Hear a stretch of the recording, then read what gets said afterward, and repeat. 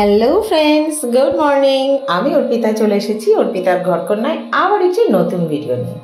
আমি এর আগে আপনাদের সাথে উজ্জয়িনী ভ্রমণের বেশ কিছু ভিডিও শেয়ার করেছি। আজকে এই উজ্জয়িনী ভ্রমণের শেষ ভিডিও। আর শেষ ভিডিও মানে কি বলুন তো, সেই বাড়ি ফেরা, মন চলো নিজ নিকেতনে। অনেক ঘুরলাম, আনন্দ করলাম, অনেক ছবি তুললাম, ভিডিও তুললাম, আর তার কিছু কিছু অংশ আপনাদের সাথে শেয়ারও করলাম। যতটা পেরেছি, যতটা ক্যাপচার করতে আমি পেরেছি। কোথাও ছবি তোলা বারণ, কোথাও নিজেদের অসুবিধা, তো নানা রকম অসুবিধা সুবিধার মধ্যে যেটুকু ক্যাপচার করতে পেরেছি আমি সেটুকুই আপনাদের সাথে শেয়ার করেছি। আমরা সবাই জানি শিপ্রা নদীর তীরে মহাকালেশ্বর এবং নর্মদা নদীর তীরে ওমকারেশ্বর অবস্থিত। বিন্ধ্য পর্বতের এই অংশে নর্মদা নদীর প্রবাহপথে তৈরি হয়েছে ওম আকৃতির একটি দ্বীপ, আর সেই দ্বীপেই অবস্থিত ওমকারেশ্বর মহাদেবের মন্দির।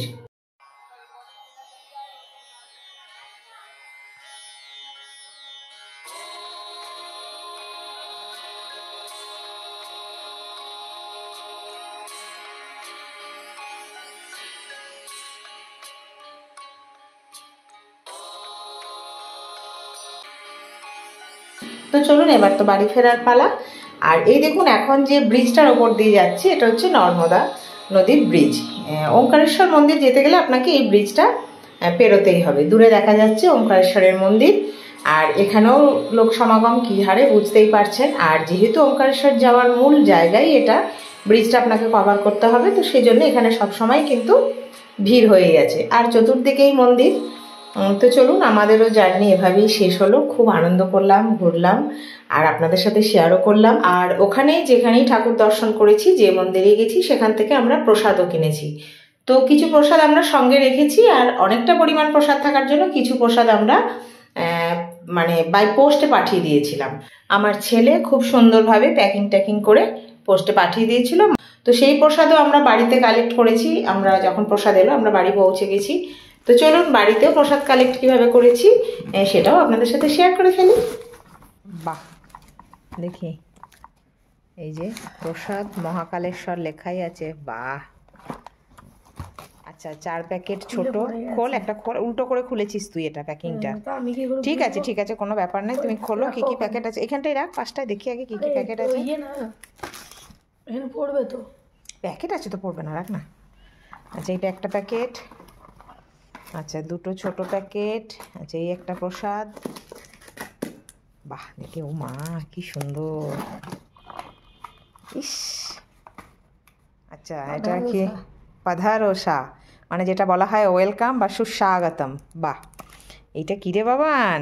ওরে বাপ রে, এটা দারুণ সুন্দর। ঘরের মূল দরজায় দিতে হবে। দেখি, ধরে থাক ওখানটা, আমি দেখি এখানটা কী লেখা আছে। আচ্ছা, ও মহাকালেশ্বর। বাহ, খুব সুন্দর হয়েছে বাবান, থ্যাংক ইউ। এটা দেখো, আমরা এইটা হচ্ছে পাইন ফল। এটা আমরা যখন গেছিলাম তখন প্রচুর দেখেছি। তাহলে দেখুন কত, মানে ওখানে খুব অ্যাভেলেবেল, একদম গাছের গোড়ায় গোড়ায় ভর্তি হয়ে পড়ে আছে।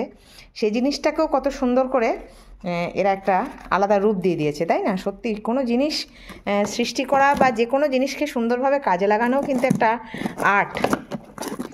দারুণ হয়েছে, খুব সুন্দর হয়েছে বেটা, থ্যাংক ইউ। এটা কি খুলে ঠিক করে দিতে মামা? এটা ছবিটা তুলে একটু ঠিক করে দে। হ্যাঁ, এই তো ওই যে ওইটা উঠছে না, ওই মূর্তিটা। খুব সুন্দর হয়েছে, থ্যাংক ইউ। বাহ, তাহলে এই প্রসাদ হয়েছে। প্রসাদ করে আবার ঠিকঠাকভাবে প্যাকেট করে দিতে হবে, রেখে দিই আমি। তো সেই জন্য একটা ঠাকুরের এত সুন্দর একটা ভিডিও পেলাম, মহাকালেশ্বর এবং ওমকারেশ্বরের প্রসাদ, সেই জন্য আমি আপনাদের সাথে শেয়ারও করলাম।